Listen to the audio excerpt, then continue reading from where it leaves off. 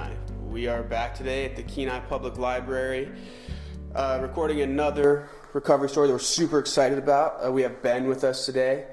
So we're just going to dive right in, man. So, how are you doing today, first of all, I guess, since we're here?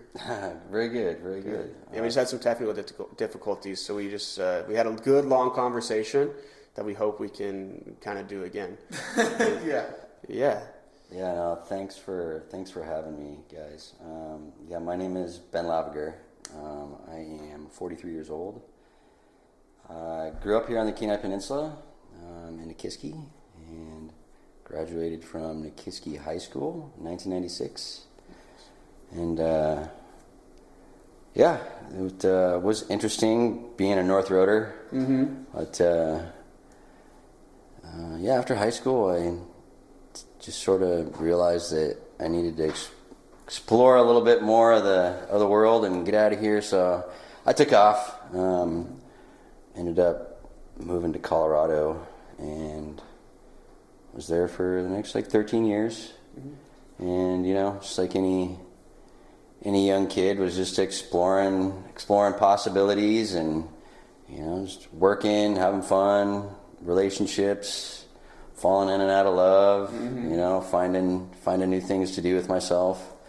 But for me, that all involved drugs and alcohol, mm-hmm. Through that time period. Didn't start then. I battled with that throughout high school too.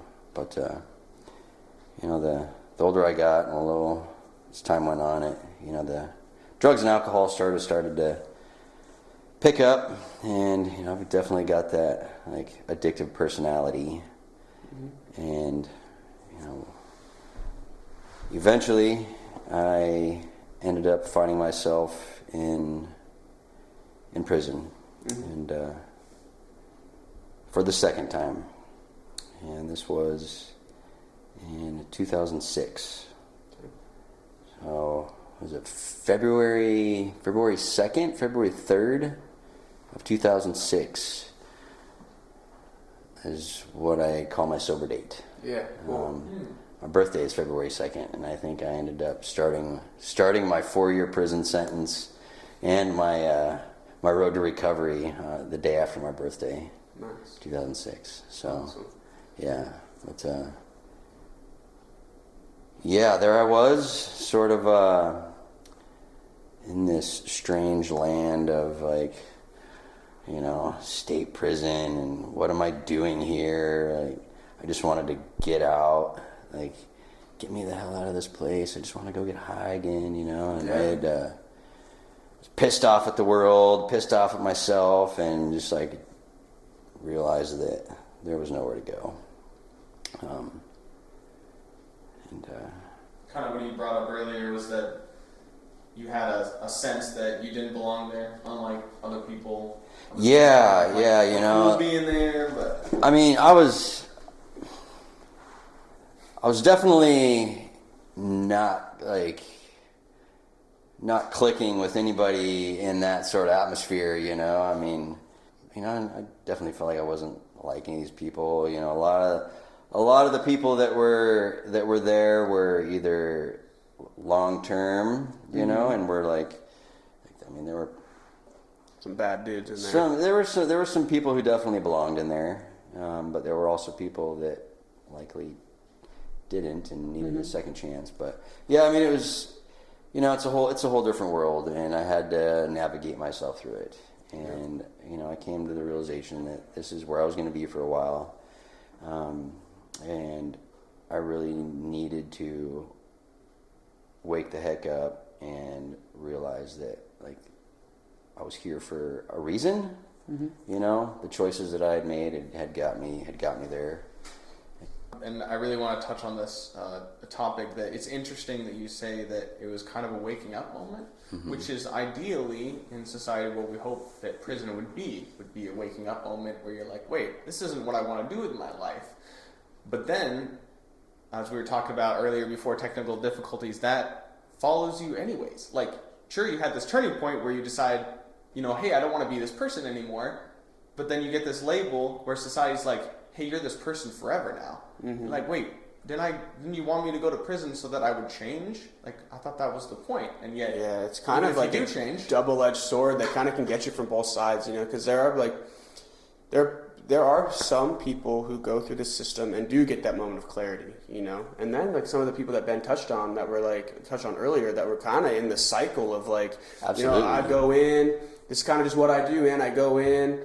That's how they get clean, right? That's how a lot of these people would. They'd be locked up for a year, or, you know, a couple of years, and like they just sort of ride the train, you know, and then they get out and they go right back to the same cycle again, come back in, and then they're clean, and they get back out, and it's just a revolving door for them. And you know, when people are released, and they're sort of just kicked back out. Yeah. And there's not much there for these people to really, you know, utilize, because we were just talking about earlier about the stigma that comes with it, you know. After you're released from prison, you know, you're sort of looked down upon by, you know, a lot of society, and you have this feeling of like, am I as good as anybody else anymore, you know, like, and you know, unfortunately, there isn't a lot of, you know, immediate resources for people after, you know, after experiencing things like that. But for me, like, I didn't really, like, need that as much, because I started, like, the turning point in the recovery process while I was in there. And by that, I mean, like, I really looked within, and I really had to like find like the true resource for myself was like what power I had within me to really make the changes that needed to be made. Like, yeah, you know, I went to classes and things like that, and I learned how to like identify certain things, you know, but I'm still like boxed in this fence, right? Like I had no other choices, you know, and there weren't things being thrown at me all the time, life and you know, everything else. It kind of got some space to, you know, to really kind of reflect and think about, which most people don't do when they're in there. They just like, you know, they want to be accepted, which is what they weren't on the outside. They weren't they didn't feel accepted by their family, their, you know, by society, things like that. So they, or the groups they were accepted by, kind of these groups that center around behaviors that are going to get you back in. Absolutely. You know, so that when you go out, it's kind of that revolving door idea that you go out, there's no like, oh, hey man, and by the way, you probably shouldn't go back to exactly where you go, you know, like, or I mean, you go back to exactly where you go, or you're going to be homeless. So I mean, like, and then people I think can come out with like these great ideas. They're like, oh yeah, dude, like, and with great intention. I think that's one thing that people don't really understand about people who go through the revolving door process, is that like, they're not just like, oh, I'm going to go back to jail because it's awesome and I love it. Like, no, dude, prison sucks. Like, that's not like a super awesome thing. You'd be surprised about the people that aren't afraid to go back. Yeah, and I think you just get so, like, your culture is so habituated to it that you're like... Me, I was afraid to go back. Not because of, like, I was afraid of what was in there. It was just, I was afraid of, like, the cycle that I would remain in if that was the case, you know, and like I just realized that is not the life that I wanted to live. Yeah. Do you think there's any specific thing, or maybe something someone said to you, or anything that sparked that kind of self-introspection? Because it sounds like you didn't have a lot of that before this moment, but some point it hit you where you kind of got this sense of identity of what you want to be versus what you don't want to be. Was it just a long process? It was actually a long process, you know, because like I literally had to become clean and sober in there. Like I went straight from like being on drugs to being in prison, and it was this long transition. And like I there were times where like I actually kind of seeked that out. Yeah, sought it out, I guess. Remember, sought it out while I was in there. You know, but like not heavily, and I battled with like I knew that like these things. You know, like I wanted to go back to that life just because, you know, that was what I was comfortable with. But honestly, I can't look back on this moment of clarity. It was just like this, you know, transition period that I had to go through. And like, I'd always known that like living a life of like being an addict was not where I wanted to be. And I always had known that I would eventually like find a way to stop. I just didn't know whether that would be whether someone would rob and stab me, or whether, you know, I would be drinking and driving and kill myself that way, or someone else, or whether I'd be, you know, locked up for drug possession, you know, because all of those things I came very close to doing. Yeah. But, you know, I guess just once I was able to remain drug-free for a certain period of time, and then just finally see the situation that I was in and for what it was, like then like the real Ben could start like resurfacing again and being like, okay, here you are, like now you're feeling like the whole human being like you've always been, but you've been just burying with these drugs and alcohol. And then I could like really see the situation I was, and just not being around that lifestyle anymore, like finally just gave me the path to like that I really always wanted to go on, and remove myself from the path that I was, you know. And so, you know, to say there was like one clarifying moment, no, there wasn't. It was, you know. I think that's good for our listeners to hear, because, I mean, as much as we've said it before, there's still that feeling like it's just going to change all of a sudden. Things are just going to be different, and, like, you'll never be the same. And, man, you're just going to hit that road that you've always wanted to go on. Yeah, I mean, because I had, like, you know, people talk about rock bottom. Like, I had hit my rock bottom, and that's what got me to where I was, you know? But I still had to transition from, like, the anger and the resentment and all these feelings and emotions, and like get the drugs out of my system, and that takes time, you know. Yeah. And like being locked up is, I mean, I hate to say it, but you know, it's what worked for me. Yeah. You know. Yeah. Definitely. And just I just had to be, my sobriety had to be forced on me in that sense, and so. Yeah, just as time went on, I realized that it was up to me to remain on this path. And so while I was in there, you know, I sought out the people who I resonated with the most. And, you know, those were, you know, people that had been in for a while and were also like realized like, you know, this isn't the life that I really wanted for myself. And, you know, they were just their real selves, even though they were in prison. And I found a program while I was in there, which is a dog training program. Oh, cool. Which being involved with that was probably what got me through my 3 years of being locked up. And just the people that were involved with that one were just like genuine human beings, and you know. They removed you probably hadn't been around a ton of genuine humans. I hadn't in there, but like in finding this group, you know, like they kind of removed themselves from all the other sort of, you know, chaos and things that you could imagine would go on in prison, and you know, kind of kept themselves involved with that, and realized that it was a, you know, a healthy path, and I really dove into it, and that's what kept me focused on. Like, it gave me something to like care about while I was in there. Was like, there's this other being there with me that I'm responsible for, you know. And like, I have to get up early every morning to make sure that this you know, this animal's fed and that I'm like taking care of it. But at the same time, it's like I'm being responsible for myself and having to like take notes on all like how this animal's progressing. We would train it, and you know, I got involved with like actually training service animals for you know, disabled individuals, and you know, people that literally needed an animal to help them like dress and undress, and it was, there's some real purpose in that. there was, there was absolutely, it's probably important purpose there for sure.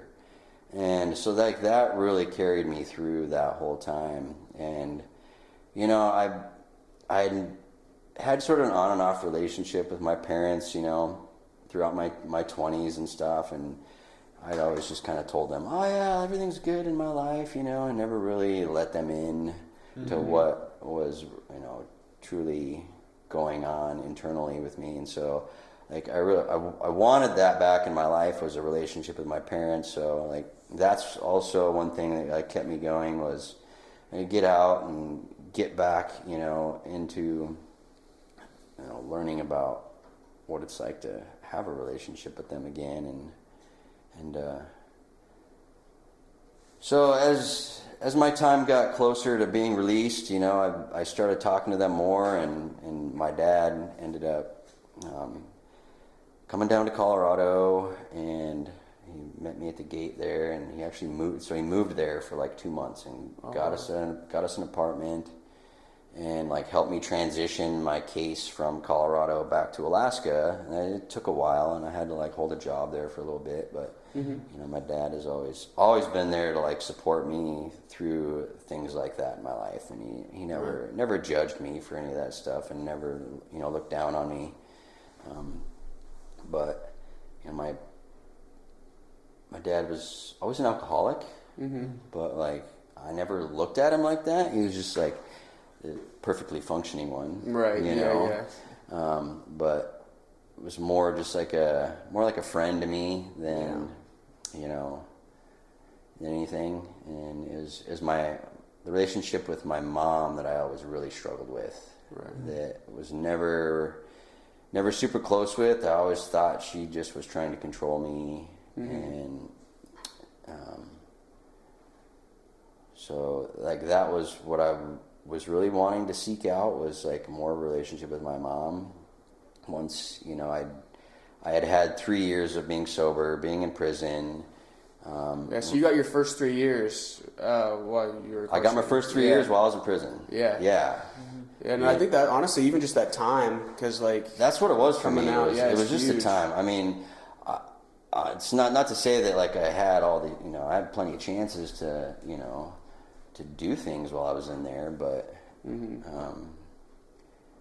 because that stuff's certainly prevalent in there. Right. Well, it seems like it's just time, but listening to your story, it's funny how I can draw some really close associations with stuff that we see in regular recovery. Like going and seeking out those people that resonated with you, that had similar goals. Yeah. That was like having a mentor. Like you sought out mentors and like taking care of an animal. Yeah. There was one individual in there that I, as you say, a mentor. He literally was a mentor to me and became like my best friend. We were cellmates for a while, and like I just really looked up to him, and he had like a 43-year sentence, right? And he really wasn't ever getting out, but he realized that was where his life was, and so that is why he got involved with this dog program and just like dove into that, and and took charge of it and just made it his life, and wanted to like give back to people by training these service animals and giving something back to society, even. That's another like tenet we see in recovery quite often, is like generosity and giving back, and like service. Take care of something. Yeah. Also, Usually say start with a plant. You jump right into dogs, which is cool. Yeah, and and really like that's how it was to me, is realizing like I can just utilize the time that I am spending here in this place and giving all of my love and my gratitude and all these things that like I had never really realized was like within me, but like here it is now, like now that I'm like clean and sober, and like I can just feel all these feelings that like I had been burying inside of me for years and years, and like I can give it to this animal and help create this, this tool that someone can take and help them in their lives and make their lives much more full and better, someone who really needs it. And it's like, being able to give back like that was amazing. I mean, we had people that would come in wheelchairs that like could hardly do much for themselves at all, but yet I just spent like 6 months training this dog to like make this person's life better. And like how did that make you feel? In tears, man. Yeah. Like it made me feel wonderful, but it also made me feel sad that like now I'm like, oh, here I have to release this feeling, I have to release this animal back to this, to this person, it was still gratitude, I guess, was like, Yeah, you big know, time. was a big feeling, like just really grateful that I could do something for someone else when, you know, I'd been what felt like I was just taking from all those around me, hurting people, and you know, like damaging my parents and my family, and you know, just the relationships that I had, but now I can sort of give back with something like that, and that's Well, and that goes along with even wanting to talk to your parents, and especially your mom afterwards, goes along with the idea of making a moral inventory list and seeing what's gone on in your life, and then trying to make amends where you can with those people. Like, that's something that is, you know, goes with people go through the recovery process. They usually go through, but you kind of sounds like you found that on your own, or at least it's kind of understanding of I really did, you know, and like I was like determined by the time I got like released that this is like I was never going to come back here. Yeah. I was never going to like make those decisions, never going to use again, never going to drink again. Like I really had it set in my mind, you know. And I was clean sober for 3 years, and you know, before I got out, like 6 months before that, I had like really started this like hard regimen of like exercising and working out, and you know, Giving like, yourself some structure. giving myself some real structure, and like started running, you know, just like around the track inside there, like every day, just like penning out these like plans for myself, and just like really like working hard to like, you know, having this structure in my life. And so when I did get released, like I actually had like a real like concrete idea and something to focus on. And so, you know, here's Dad. He picks me up at the gate, and you know, we go, you know, start the process of, you know, working my way back into every, you know, normal life again. But you know, as mentioned earlier, like my dad had always been an alcoholic, and he knew that living with me now and being on parole, like I'm not allowed to be around alcohol or drugs or anything like that. And so I told him that, and you know, I told him that, and you know, he said he accepted it, and so here we are living together. I had a job, and I found a job at this dog kennel, and like helping take, you know, take care of dogs. I'm like, cool, like, you know, like I found this new path in life, you know, whatever. So, and then, you know, time's going on, and then one night my dad was like sitting across the table from me, and we were playing cards or something, and he was like slurring his words, and like something was going on, something strange. And I'd also noticed, you know, that like my dad would drive me back and forth to work, but he's like, Dad, you're like a real shitty driver, like what's going on? And he's like slurring his words that night, and I thought he was having a stroke. Yeah, that's scary. I thought he was having a stroke, and so I like called my mom on the phone. I'm like, Mom, like what's going on with Dad? Like this is what I'm seeing. She's like, ask him if he's been drinking. So that'd be a hard conversation to have. And I was like, and I figured, I'm like, if he was drinking, I'd know it, you know, I'd be able to smell it, or, you know, like, I got plenty of experience for that. And she's like, no, ask him, because he tells me no. She's like, all right, well, have him do these certain things and see if he is maybe having a stroke. So I asked him his questions, and finally, like, realized, like, oh my God, like, Dad's drunk, you know. It's tough. And I honestly thought that like there was something wrong with him, you know, like he really was like having a stroke, and was concerned because I believed, you know, Dad isn't gonna, you know, drink around me, you know. He said he was gonna do this, and so she's like, all right, well, tell him you're gonna call 911. Oh, because of stroke. Yeah. Because he still at that point didn't really want to admit, and so she's like, hang up the phone and didn't do that. So sure enough, I'm like, Dad, I'm going to call 911, because I think he's like, no, don't do that. But I did call 911. Yeah. And then he finally, like, it was too late then, but so here comes the ambulance, you know, they come to the house, and they check him out, and I ended up going in the bedroom, and I found a stash of a bottle of vodka in there. And So they took Dad to the hospital, and he stayed there overnight.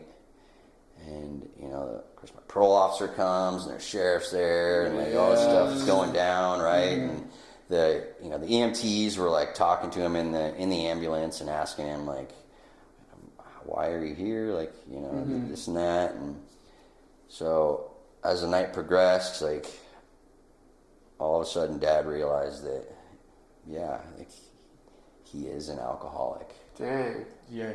So, like, not only did I just get released from prison, but, like, now I'm in this space in my life where, like, I'm okay with who I am. I know the direction I want to go. Like, and then now, oh, here's Dad. He, like, is now finally admitting that, like, his drinking, he was, like, you know, he's 60 years old, man. Like, and his drinking is finally a problem.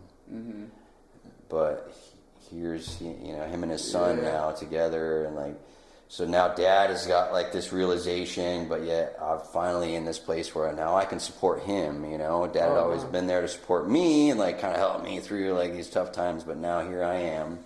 And so now my dad's like going through, you know, his recovery process at that point, and I still am going through mine, because here I am on the outside now, and like trying to keep on the path I am, and we're still living together. And now Dad's going to AA, and he's found himself a sponsor, you know, and like super proud of him, and he's like on his path, you know. And I was going to AA meetings and stuff with him, and we were both doing our thing together for a little bit, you know, and like reconnecting and you know, finding this like, you know, newfound life together. And Wow, yeah. and you know, so it was pretty powerful for the two of us, and we really bonded for quite a while with that. And then the time came to come back to Alaska, and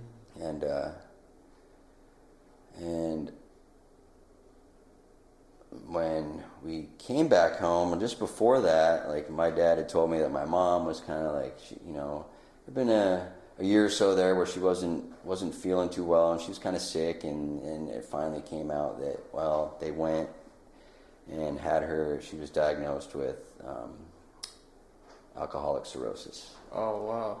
Yeah, and I never knew my mom was an alcoholic at all.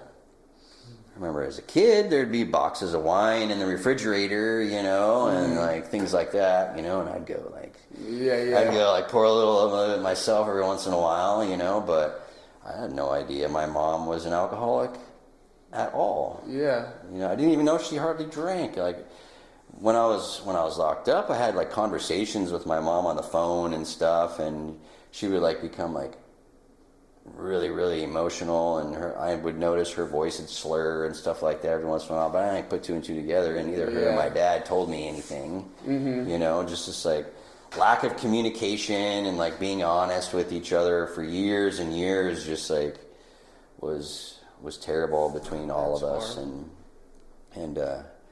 so I moved back here, and my mom was like literally had, like, the doctor said, a year left to live. Dang. And yeah, it was quite a shock. You know, because neither of them really were honest with me about where they were at in their lives and how difficult things were for them, and how their drinking was, you know, so damaging. They always remained married, always remained together. And so just like seeing my dad like come to the realization that he, you know, finally admits that he's an alcoholic. Here's my mom, like all of a sudden, like, yeah, oh, Mama's an alcoholic now, and she's like, she's dying because of it. Like, no way am I going to ever drink and do like, no way. Like, if someone's gonna break this chain, like break this cycle in our family, like it's gonna be me. And you know, I had already been sober for 3 years, and so I was just like, that, you know, you asked earlier about this like clarifying moment. No, there wasn't this clarifying moment. It was like this, like, big picture scenario, you know, over time that just was like clear to me. Yeah, things started adding up. things started adding up. You know, it was like the signs were there. Like obviously, now probably for the first time in a long time being sober enough to see him. You know, absolutely. Like, so luckily, I had that 3 years of being locked up to like have that under my belt to get out and then then like be able to utilize what I had learned and be stable enough. And you know, I know I'm a fairly smart guy. Like I've got the strength within me to do anything I want and conquer anything. Yeah. So I just like I knew that I had it in me to stay sober. But you know, as I said before, like I kind of, you know, I really started exercising and things like that, and like I just kind of like made this plan to like stay healthy, you know, and like not only physically, but like, you know, tried to do it like emotionally too. But it's easier for me to like stay physically healthy than it is on the emotional aspect. Yeah. I think like what some people might not understand too is that like sometimes, man, that line between your physical health, your mental health, and emotional health is like pretty thin. You know, like taking care of your physical health can like do a ton wonders for your mental and emotional health. Yeah. Like a ton. Like there's a lot of research, like a large body of research that goes into like, you know, how exercise affects your mood, like post and after, how it helps you manage stress, like in which like when we talk to a lot of people, like a lot of these things, like a lot of what keeps resurfacing is that like a lot of people don't have healthy coping mechanisms. And like what we see on the other side in recovery is a lot of the time is that exercise becomes this healthy coping mechanism that like people really use a lot. Like we have quite a few people who are like very active at their gyms, you know, who get like into whatever physical activity it might be, but like use exercise as like this healthy coping mechanism. So you're definitely like not alone in that. And I think like for people to understand like, man, like your physical health is like, obviously your mental health is extremely important, but like taking care of your physical health like is going to do wonders for that aspect of your life for sure. And on the flip side of the coin, excessive working out is kind of a sign of trauma. Like it's a way that people deal with stuff that's like I'm glad too powerful. I'm glad you touched on that because I would say that is like likely why I, you know, continue on with like the types of exercise activities that I do today, you know, and like why I built up to the point that I was like even 10 years ago with, you know, my physical health and the activities that I you know, chose to do in order to stay physically healthy. You know, I mean, when my mom was sick and, you know, she didn't even last year. It was 6 months later after I moved home, she passed away. So I hadn't hardly seen my mom for, you know, a decade almost. And then luckily I got out and had that 6 months with her. But, you know, I certainly used running as a coping mechanism. Yeah. You know, there were other things I did too. Like I would exercise like crazy, and then I'd just like overeat.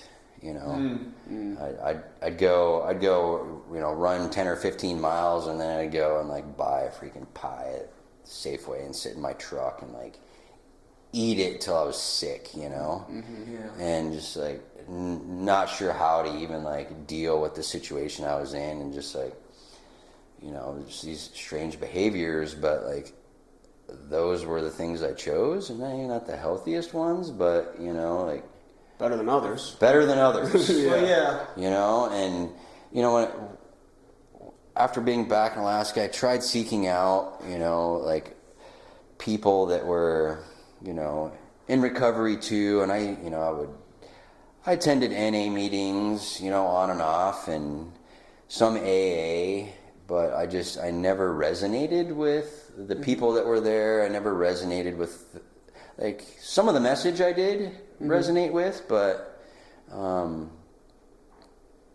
I guess I never, that wasn't my community. You mentioned community earlier. You didn't feel that sense of belonging. I didn't feel that sense of belonging, and I'd be hard pressed to think you're the only person that experiences that, for sure.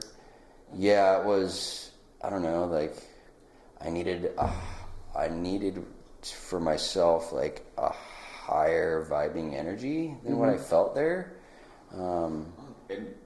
Sorry to interrupt, but along with that, I mean, I understand the feeling in the sense of like using working out or using food to try to feel better. I mean, I have really distinct memories of running and feeling emotional pain and just speeding up until my legs just burned.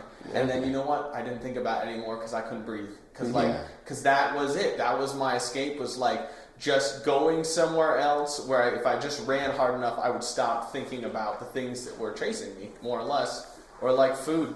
And I remember, you know, like you said, going to town on something because I just wanted to feel good again. Yeah. I just want to feel something that like wasn't grief. That wasn't, and I think a lot of people in AA are fighting a battle of against the self in a sense, but they aren't necessarily fighting that emotional grieving. Like that's such a difficult thing to get through. Yeah, because no one was placing any of this upon me. It was all myself, you know. Right. Society wasn't really doing it, and nobody was. It was all me.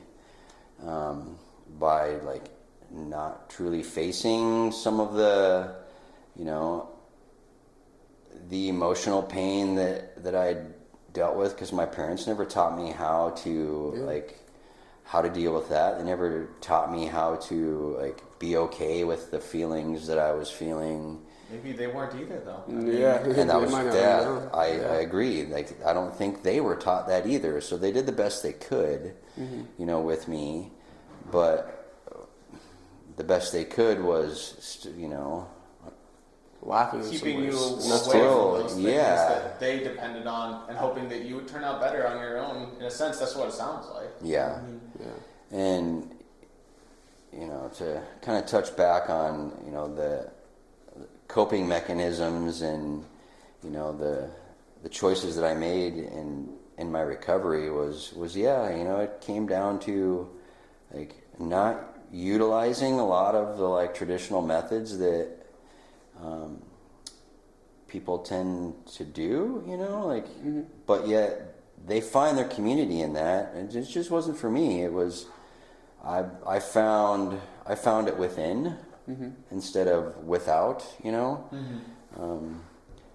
and yeah, running just became my passion, my desire, my coping mechanism. It became my world, honestly, for a long time. And it was healthy for me. It definitely gave me goals to shoot for, and it gave me purpose every day to wake up, go for a run, think about the things that were gonna come at me for the day, you know, like, you know, because I certainly thought about drugs and alcohol a lot, you know, Especially probably when those... even I mean, just those because times are tough. I'd been sober for those 3 years, you know, and even after that for a while, like it was still thoughts, you know. I still think about it to this day. And it's been, what, 15 years now? Right, You know, yeah. I still think about it sometimes. You know, I watch a movie and there's like, you know, drug use going on, you know, especially when I see like IV usage going on and, you know, things like that. Like it still like drums up this feeling in me, you know, but I have the power to be able to like just accept that feeling and the emotion that it like brings up in me, and then just be able to let it go. Yeah. So you kind of just sit with it? Yeah. That's actually Sometimes like super meditative. Sometimes I do, you know.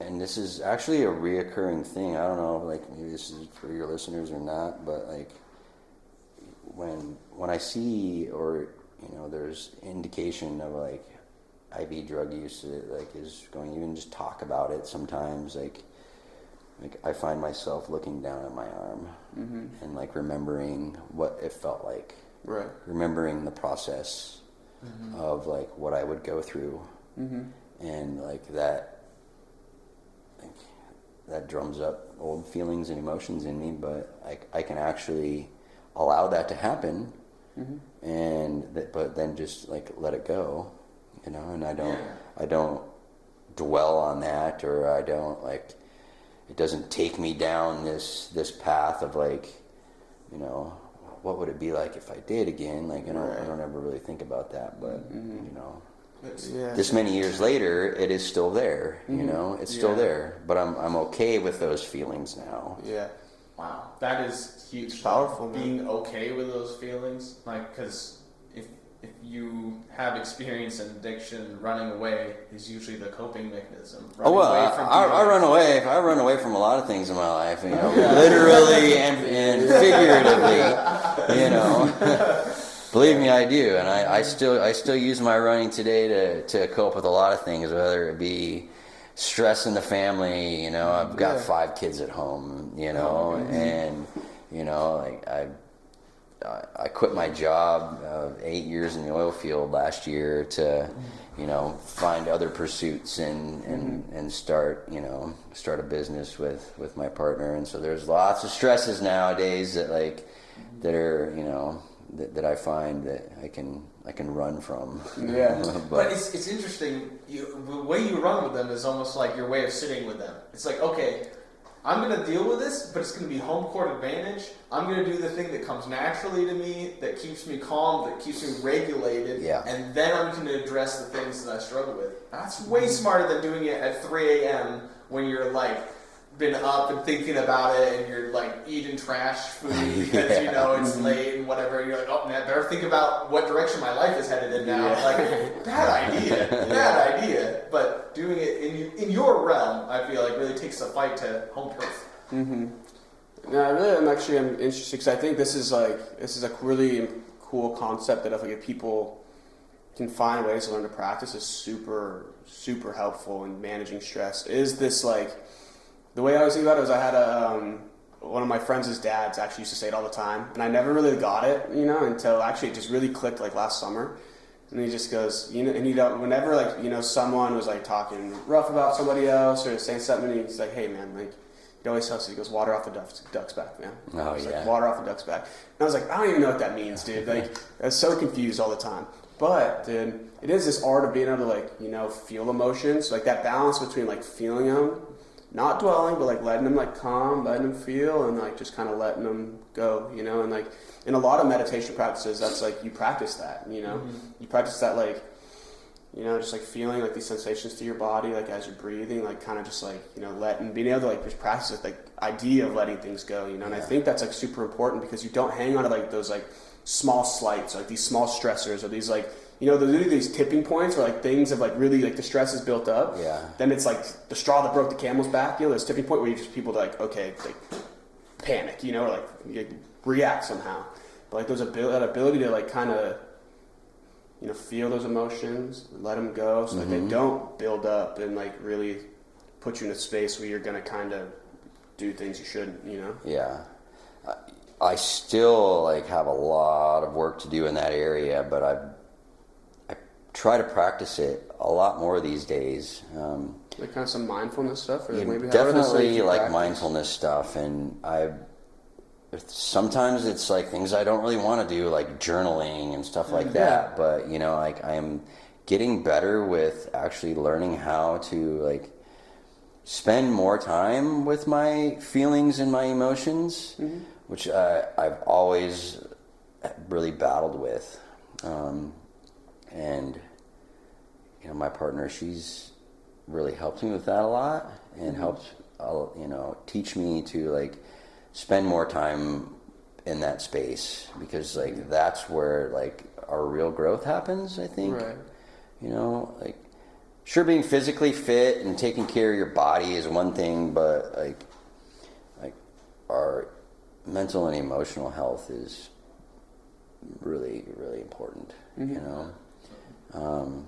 And so, yeah, learning to like really just be okay with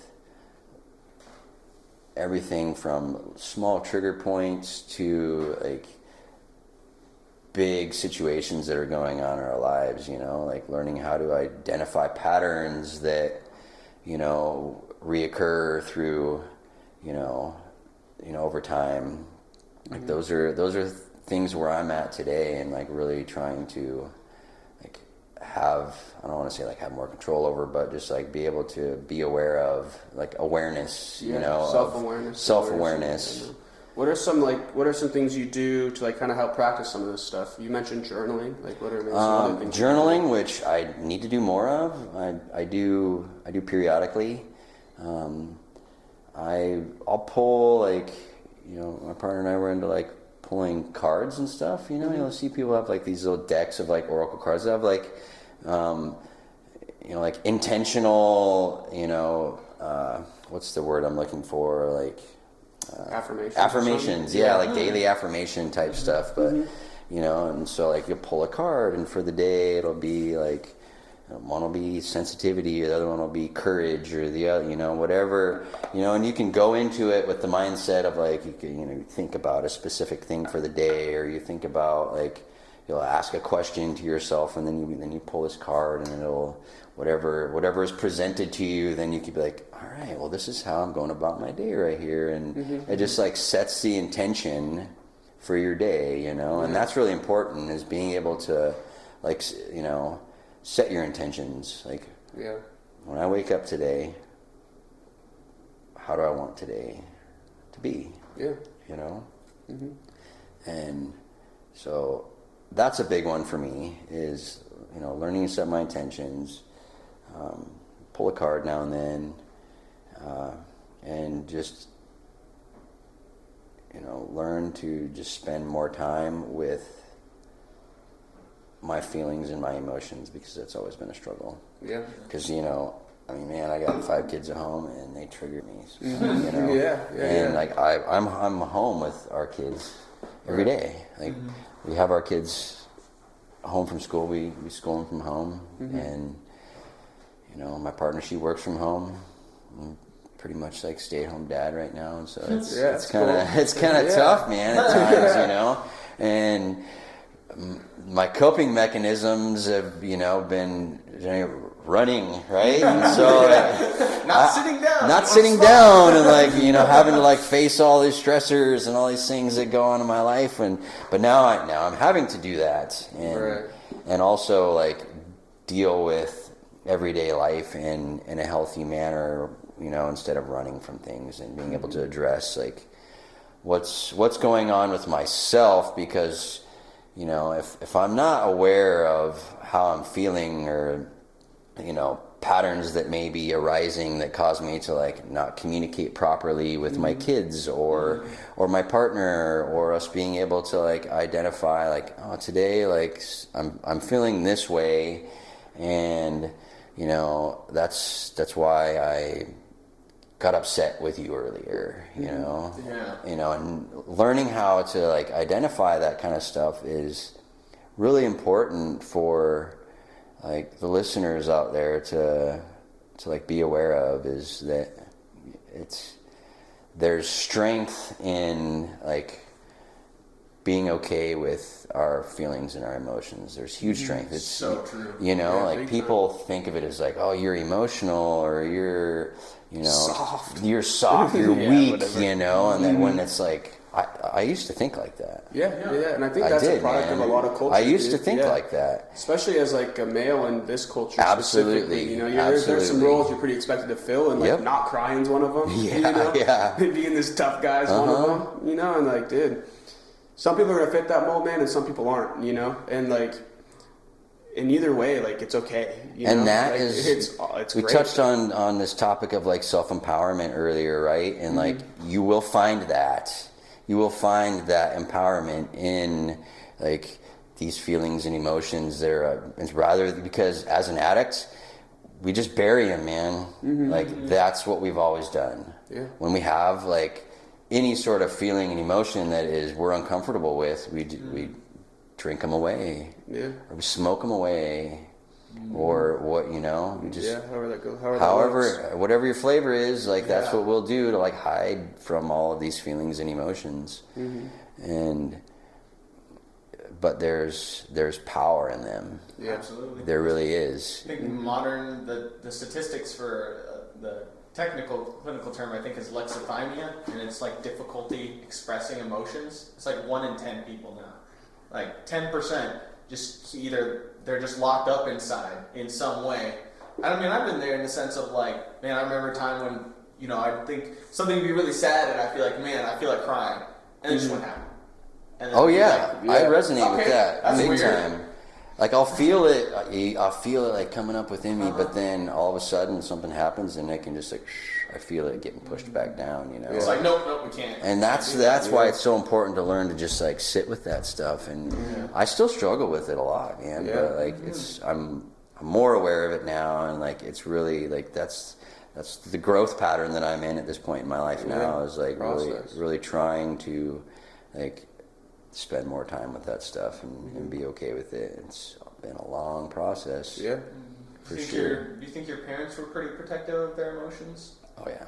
Yeah. Yeah. All my mom knew was anger.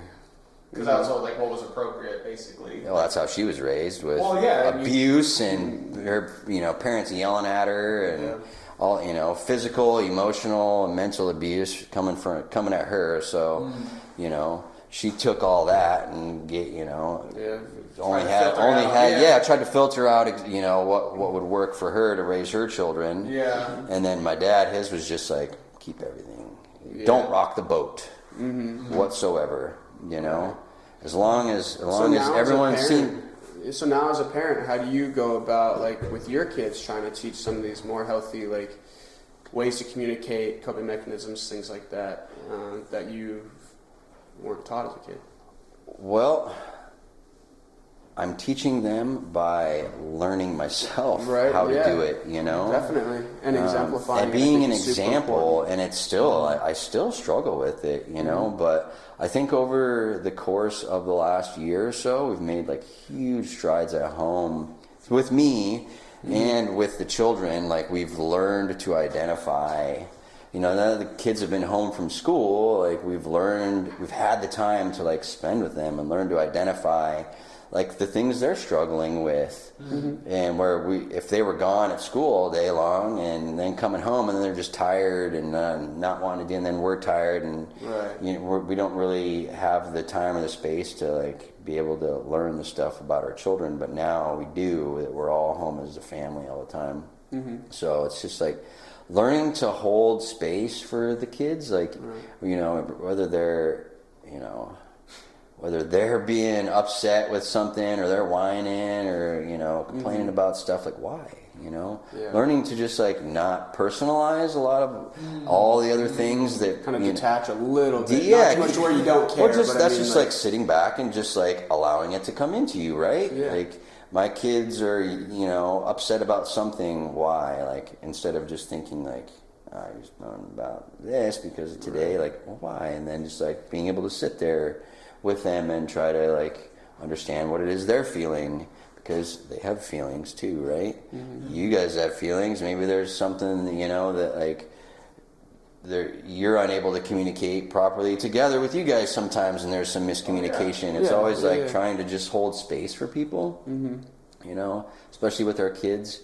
And like for me personally, like just I've always dealt with like getting defensive, falling into like these old patterns of like, you know, personalizing stuff, being defensive, and then just being triggered by the feelings that I have that like in me, and then I just like put up these walls, you know, which I think is pretty typical of a lot of people who've dealt with addiction. Is, you know, we have these deep-seated, you know, feelings inside of us, and the walls go up, and in order to like either put those walls up higher, we use, or to try and like break them down in a sense too, like, because when I was younger, like in order to try and like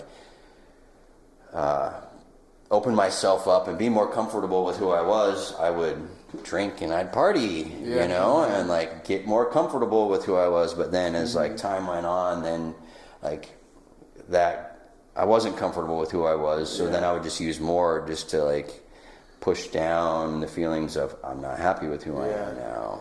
Oh man, that was Yeah, no, because I think that happens like an equilibrium, not in equilibrium, I guess, but like in this kind of like roller coaster kind of pattern where like, I don't know, from some experiences we listened to and maybe some personal experience as well, like, that use is like that use to like get out of yourself, like to get out of like that kind of like how I feel about myself normally, kind of happens. Then it happens a lot, and then you start to realize that this person that like you're escaping for, the person you became while trying to escape, isn't that awesome either. And so then you have to bury it, then you got to bring it back. And so then you do that for about 5 years, and you bring it back for about 5 years, and then like that just guilt and shame like rotational process and lack of identity. I mean, you're who are you, two people? Like, you got to deal with that internally somehow.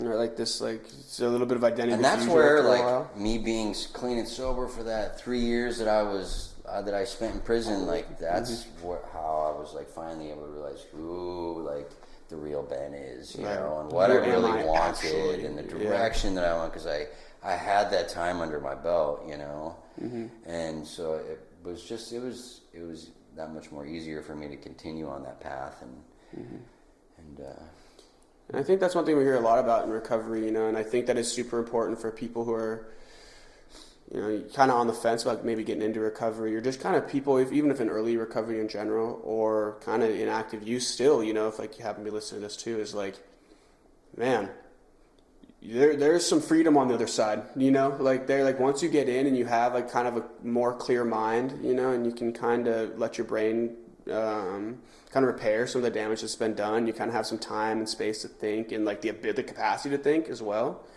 Like you do have at least a stronger chance, or you do have the opportunity to really like figure out, first of all, who you really are, what you actually want, and then like the capacity to pursue that. Yeah. And like there is hope, like at the end, and like something like Ben and I have talked about in the past has been like this idea of like there was always this inkling of hope. Like there was going to be like, I don't know how it's going to end, but like we're going to get there somehow, like there is always going to be hope. And I would say if that's like you, or even it's not, like, man, there is hope. Like that's such an important thing, I think, like just for everyone to know, like there is hope, whether it's you're a loved one that's going through it, or you person that's going through it, or you're just struggling with whatever it is right now. Like, man, like if you have an inkling of hope, dude, cling. Like, there's always hope. Like you can cling to that, and like you do get this opportunity with this new capacity to really find out who you are, and then like be who you like want to be. And I know that's not always perfect. Like, I'd love to be a millionaire, and I'm not. Like that sounds pretty sick, but like, dude, a lot better than where I was a few years ago. And I could think Ben would say the same. 13 years ago, like.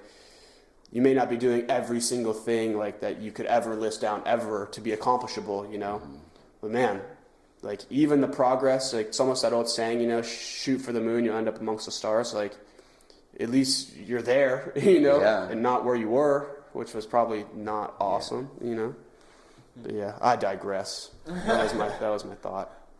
Yeah, I do think that goes in hand. What we've been talking about.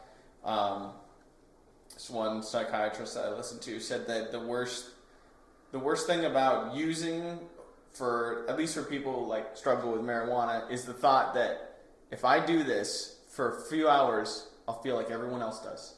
I'll feel normal. Things are going to be okay. That's the universal experience in their head. But like that's not what's happening. You're not becoming normal. You're running away from who you are. Or figuring out who you are, like that can be painful in its own.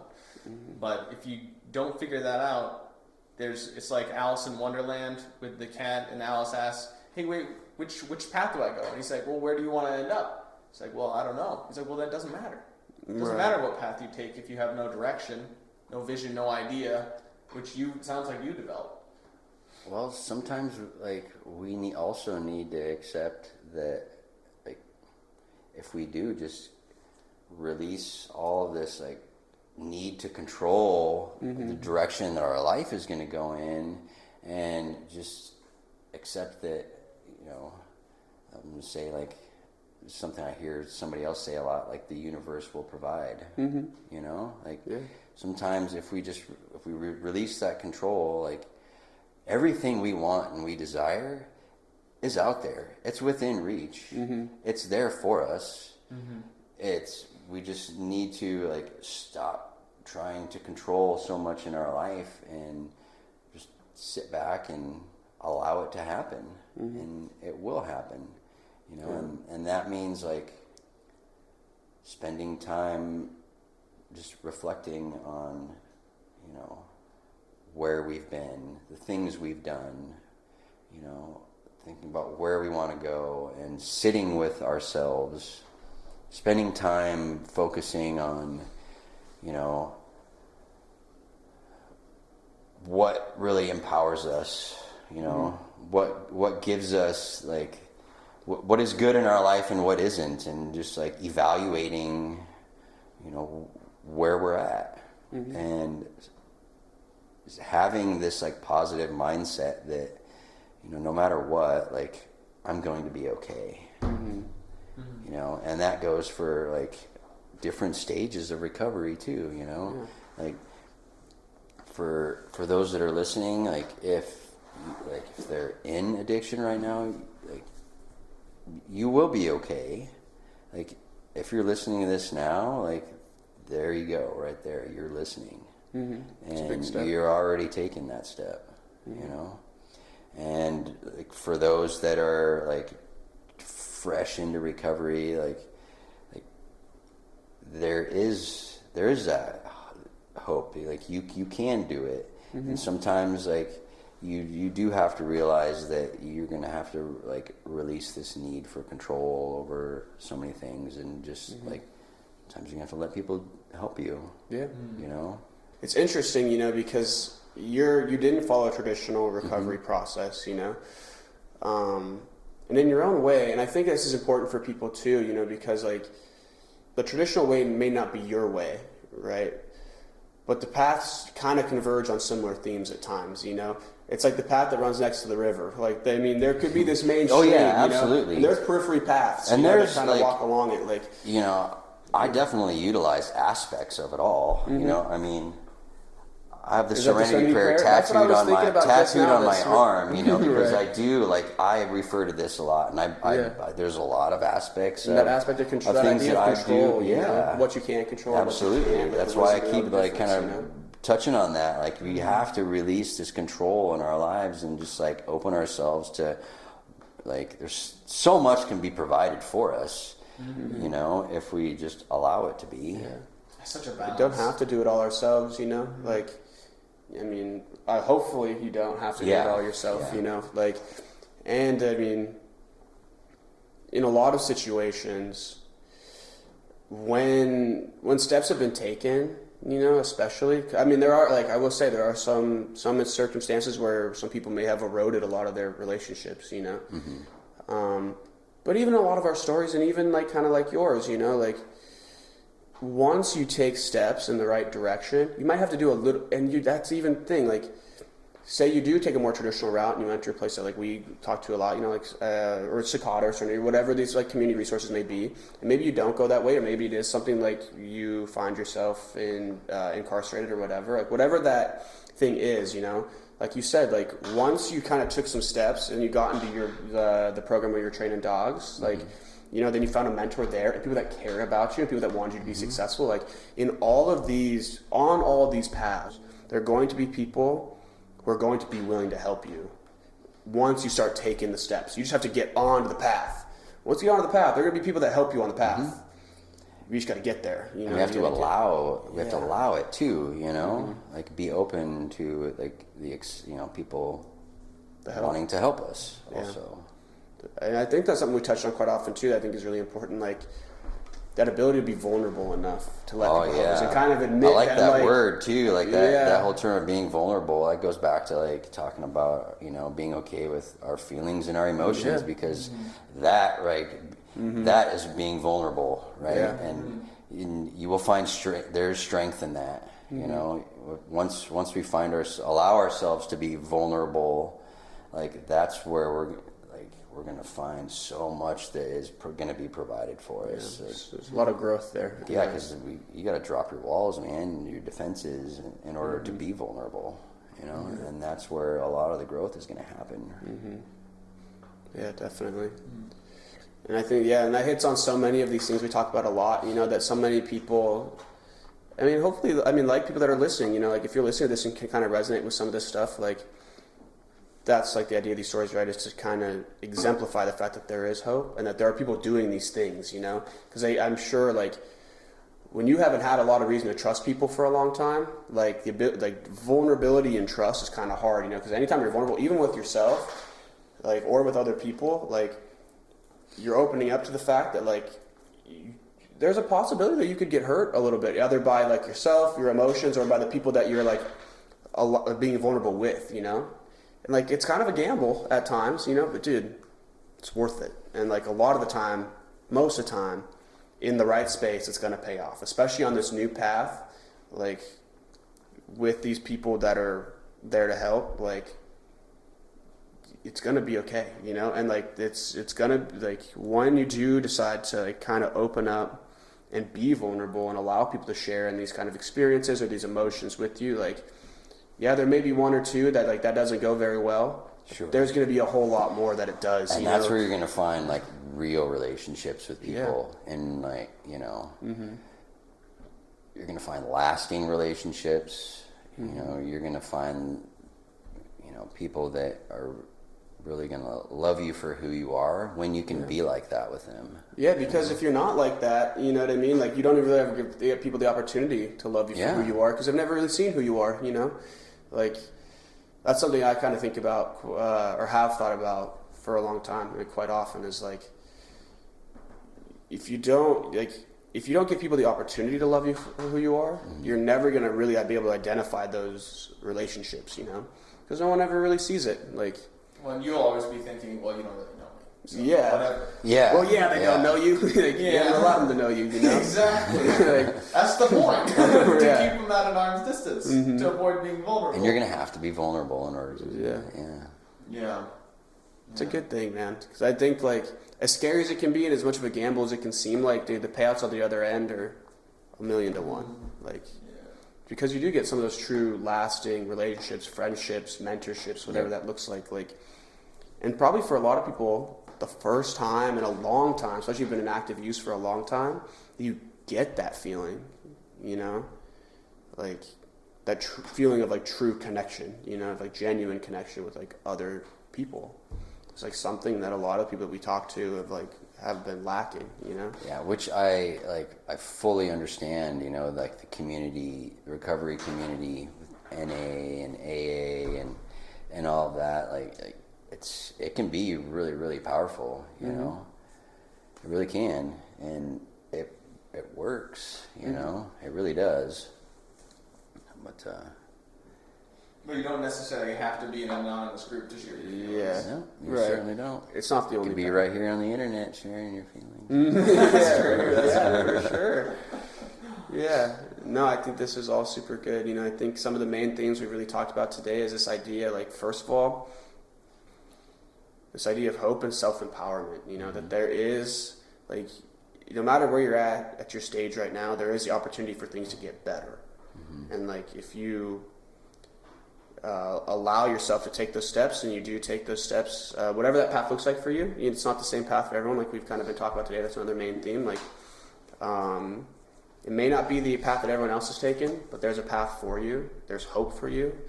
And you have power and agency to let people help you, and then really become, like, this person you may not even know that you want to be right now, but that's out there for you, you know? Yeah. Like, If you had asked me, like, you know, 15 years ago, if, you know, I'd be running ultra marathons and, you know, going out and doing 35 miles one weekend and then 50 miles the next, you know, I'd be like, you're crazy, dude. I'm going to go in the bedroom here. Right. Yeah. No, definitely. But, yeah, I mean, like, we can do whatever we want, man. Yeah. I mean, it isn't that hard. It's just, like, you just have to want to do it. And if you don't like where you're at, then, you know, you're not trapped there. You're not trapped there. The future is not certain. It hasn't been written. Absolutely. You don't know what's out there. Yep. This was Unite for the Kenai.